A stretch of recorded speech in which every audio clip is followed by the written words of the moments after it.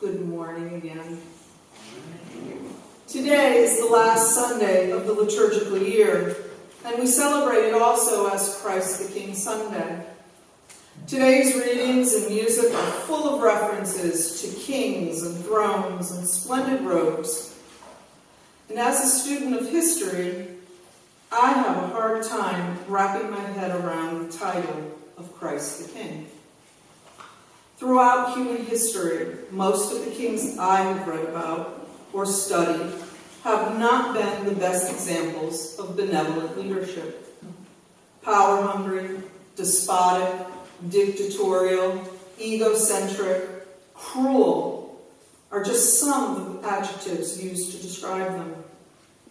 God even tried to discourage the Israelites from asking for a king to lead them, and he ultimately gave them what they wanted. First Saul, then David, and Solomon, and so on down the line. And while David and Solomon had moments of brilliance, they too exhibited some of the less than desirable traits of kings. Even Jesus, when answering Pilate's question, "Are you the king of the Jews?" does not want to be associated with earthly kings.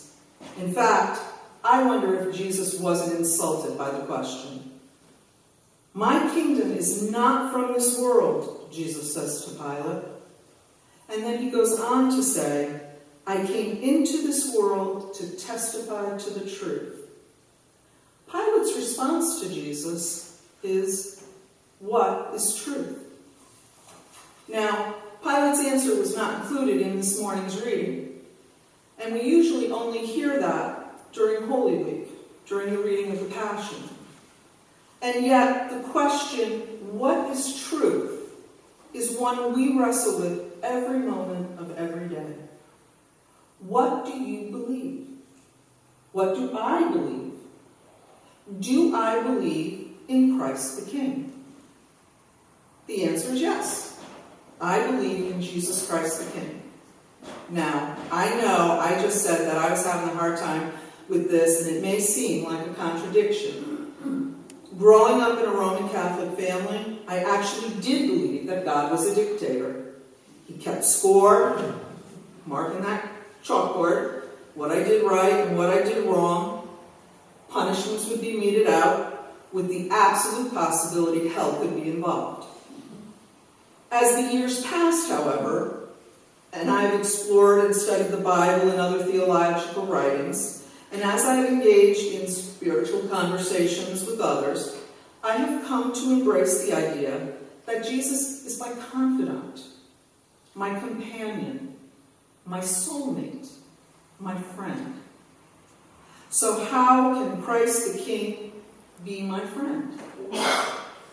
I recently discovered some of the writings of Brother Lawrence, a lay Carmelite brother of the 17th century. Brother Lawrence believed that God is present with us every second of every day, and that we should talk with God and give thanks to God in every moment, including in the most mundane activities of the day.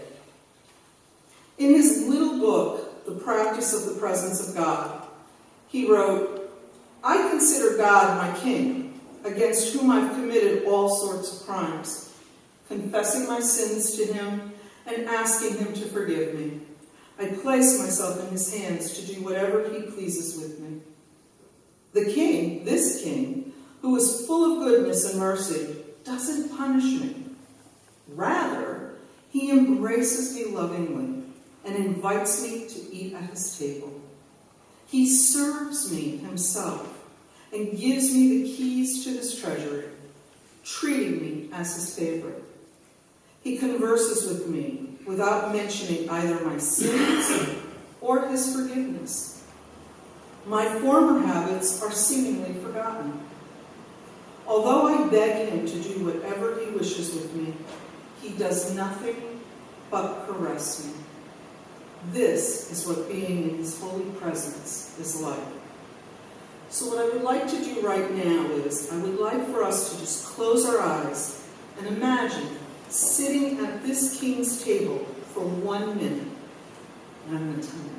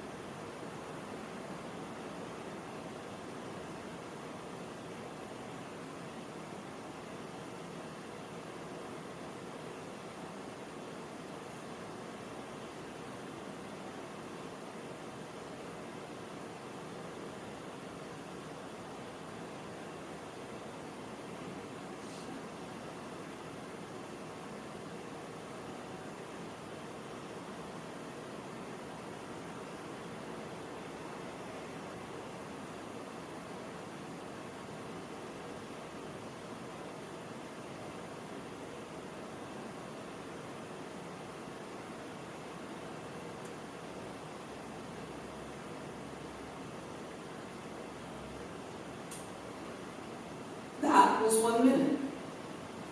How did it feel? Did the time go by quickly? Or did it seem like forever? Was it easy to picture yourself at God's table with God waiting on you? Or was it hard to let go of the thought that a king is to be served and worshipped from afar? Brother Lawrence's picture of God the King as benevolent servant is not a one-way relationship. It also involves action on the part of the one that's being served. God unconditionally serves us, cares for us, loves us. Our action is to just show up and be in God's presence. Ideally, every moment of every day. I use the word ideally because truthfully, it is virtually impossible for a human being to be fully engaged with God 24/7. One thing we can do, though, is to take a little time and examine how things have been going. Yesterday, the Society of St. John the Evangelist's Daily Meditation challenged its readers to look back on the past year and answer the following questions. During this past year, who has been my king? Who have I served through my thoughts, my words, and my deeds? To whom have I paid allegiance? Who sits on the throne of my heart? All of these questions bring us back to Christ the King that is not of this world, but the world of God's truth.